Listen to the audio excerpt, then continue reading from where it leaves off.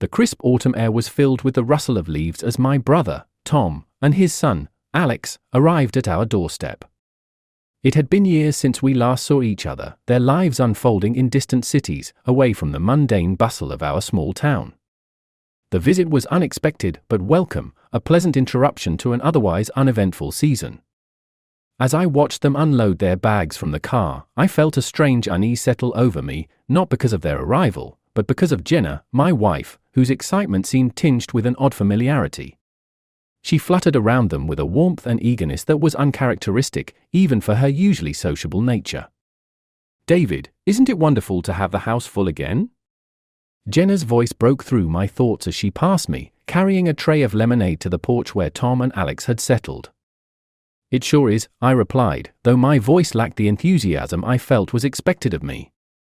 Throughout the afternoon, I watched, pretending to be engrossed in a book, as Jenna laughed a little too heartily at Alex's jokes and lingered a little too long by Tom's side.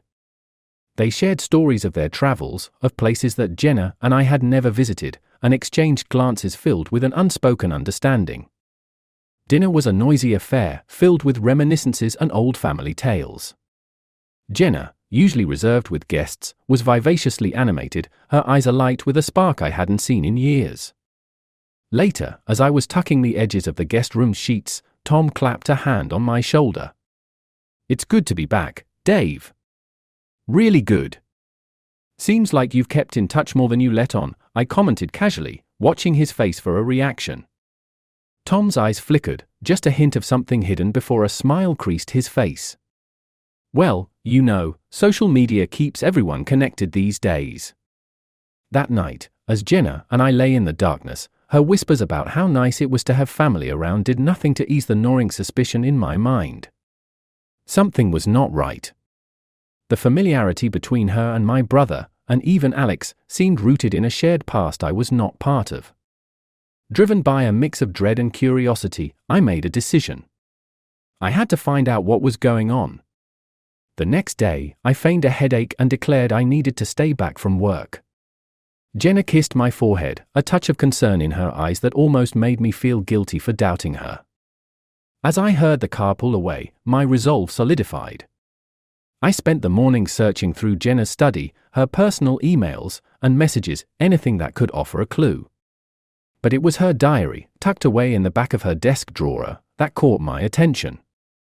The worn leather cover trembled in my hands as I opened it, not sure what I was hoping to find. And there, in Jenna's elegant scrawl, were entries that confirmed my worst fears. Meetings with Tom while I was on business trips, secret calls with Alex late at night. It wasn't just emotional, it was more, much more. As the weight of betrayal settled in, a plan began to form. I wasn't just going to confront them, I was going to expose them. My brother, my nephew, and my wife, their deceit would not go unpunished. Tomorrow, I would come home early, unannounced. Whatever I found, I would be ready. Revenge, a cold and calculated revenge, began to take shape in my mind. Their secrets would be their undoing. As the early afternoon sun casts long shadows across the quiet streets, I leave work, my heart pounding with a mixture of fear and anger. Today, I'm driving home with a purpose, to catch them in the act, to expose the lies that have infested my home. My hands tremble on the steering wheel, each turn bringing me closer to what I dread and need to confirm. The neighborhood is unusually quiet, the silence amplifying the chaos in my thoughts. I pull into the driveway, noticing immediately that there are more cars than usual. Tom's SUV, Alex's sleek sedan, and an unfamiliar compact car. My pulse quickens. Who else is involved in this deceit? With each step towards the front door, scenarios of confrontation play out in my mind. I'm ready to face them, to end this charade. But nothing can truly prepare me for the scene that unfolds as I silently unlock the door and step inside. In the living room, the sound of laughter echoes, a stark contrast to the storm brewing inside me. Jenna, Tom, and Alex are not alone. Joining them is a woman I recognize from Jenna's workplace, Lisa, her laughter mingling with theirs. Jenna is in the center, animated and seemingly carefree. The sight of her, so at ease amidst the betrayal, fuels my fury. Having a good time? My voice cuts through the laughter, sharp and cold. The room falls silent. Fears. Face draining of color as she sees me. David! You're home early. I thought you were sick. Her attempt at normalcy stings. Apparently not sick enough to miss this little gathering, I retort, my gaze sweeping over the group. So, what's the occasion? Tom stands, a nervous attempt at diplomacy. We were just catching up, Dave. It's not what? Save it, I snap, turning to face Lisa, seeking answers. And you, what role do you play in my wife's circus? Lisa, caught off guard, stammers, I was invited by Jenna. I thought it was just a friendly meet-up. Jenna steps forward, her voice shaky.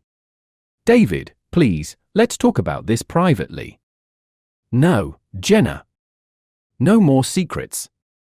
I shout, my voice echoing off the walls. Alex tries to interject, but I cut him off. And you? How long has this been going on? How long have you and my brother been deceiving me? Alex looks down, guilt written all over his face, while Tom interjects, it's not like that, David. It's complicated. Complicated? It's deceitful. My accusation hangs heavy in the air. Just then, my phone buzzes, a message from a private investigator I had contacted days ago. It reads, got something. Meet ASAP. I hold up my phone, a grim satisfaction settling in. You all might want to explain yourselves fully, because I'm just getting started uncovering the truth. Jenna's eyes widen with panic. David, please, let's not do this here. Ignoring her pleas, I address the group with finality. I suggest you all leave. I have plans to make and truths to uncover. As they gather their things, the air thick with tension and unspoken words, I feel a bitter victory. Today, I've exposed the facade, but the path ahead is fraught with the debris of broken trust and the daunting task of seeking justice. Once the house is silent again, I sit amidst the chaos, the weight of my discoveries pressing down. The road to revenge is just beginning, and I am ready to walk it, no matter how treacherous. The early evening air is cool as I step out of my car, outside a nondescript building in the industrial part of town. The message from the private investigator promised revelations, and my mind races with the possibilities. The building looks deserted, save for a dim light shining through a second-story window. It's here, in this unlikely place, that I hope to find the ammunition I need for my revenge. I make my way up a creaky staircase to a door marked with a faded number. I knock sharply, my heart thumping loudly in the quiet hallway. The door swings open, revealing a middle-aged man with sharp eyes and a wary expression. Mr. Andrews, he inquires, stepping aside to let me in. Yes, that's me. You said you had something? I enter, my eyes scanning the cluttered office, where monitors display surveillance feeds and stacks of files cover the desk. The investigator, Mr. Cole, gestures to a chair. Please, sit. I've done a thorough check based on the names and details you provided.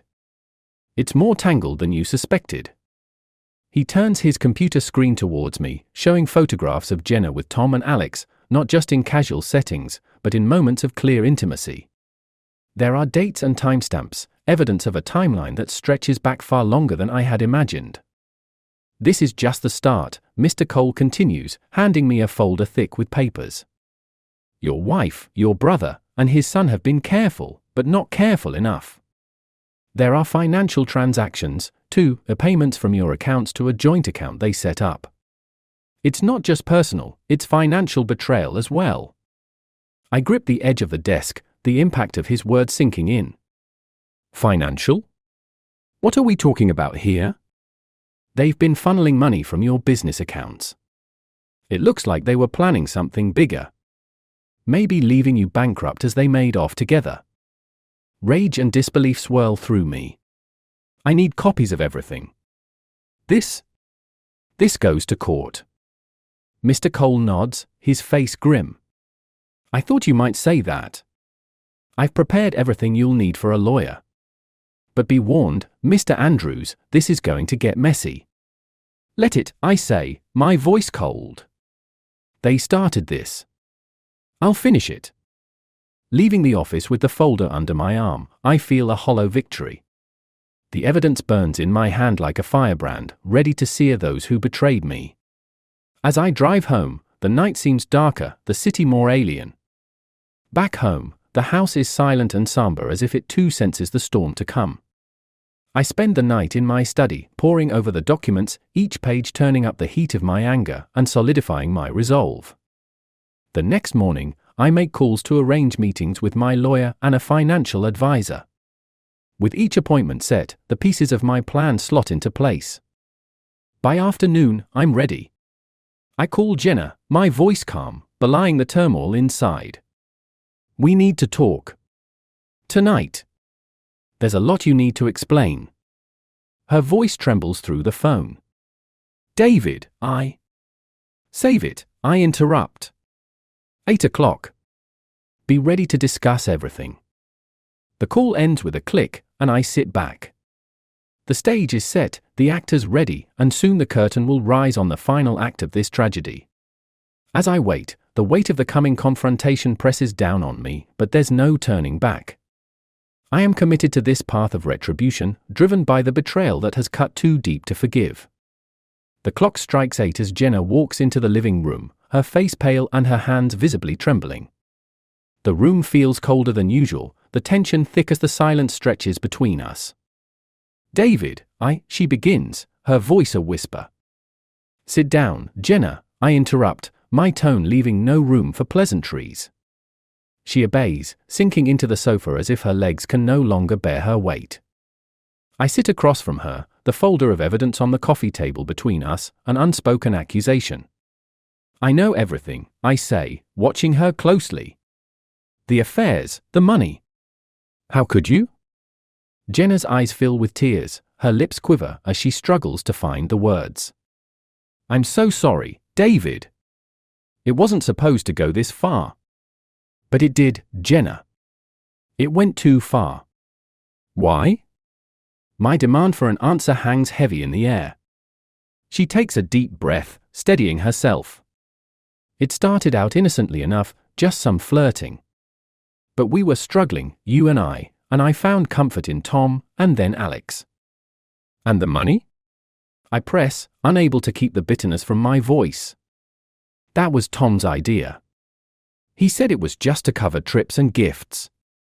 I didn't know he planned to take so much. I swear, David. I stare at her, trying to see the woman I married in the stranger before me. I had plans to expose you all, to ruin you, I confess, my voice hard. Jenna flinches, but before she can respond, the doorbell rings. Confused, I stand to answer it, my mind racing with possibilities.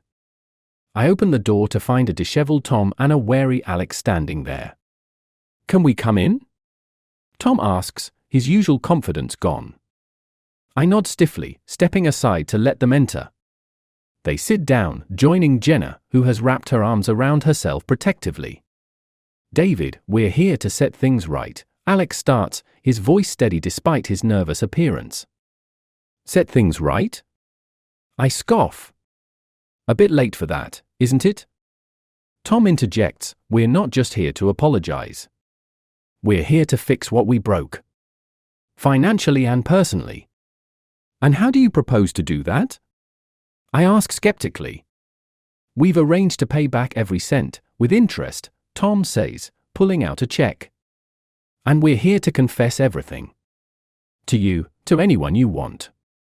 We're at your mercy. The check he places on the table bears a number that makes my eyes widen, not just a repayment, but a fortune. Why? The question escapes me before I can weigh it. Tom looks at Alex, then back at me. Because we realized that family means more than momentary pleasure or financial gain. We lost our way, all of us. We want to make amends. I glance at Jenna, her tears now streaming down her face, and something inside me shifts. The anger is still there, but so is an unexpected flicker of hope. David, I don't expect forgiveness, but I hope for a chance to start over, Jenna pleads, her voice cracking with emotion. The room is quiet as I contemplate their words, their offers. The path of revenge had seemed so clear, but now, faced with their contrition and the possibility of reclaiming a semblance of our former lives, I find myself at a crossroads. Starting over isn't going to wipe the slate clean. It's not that easy, I say slowly, my eyes locked on Jenna's. But maybe we can find a new way forward. Together. Their expressions of relief and gratitude are nearly my undoing. We spend hours talking, unraveling the tangled threads of deceit and misunderstanding, each confession a step toward something new. It's not forgiveness, not yet, but it's a start. As they leave, promising to return the next day to continue our discussions, I close the door behind them. Turning back to the empty room, I feel the weight of the evening's revelations. The path to healing is uncertain and fraught with challenges, but as I sit back down, the folder of evidence still on the table, untouched, I realize that perhaps, just perhaps, rebuilding is worth the effort.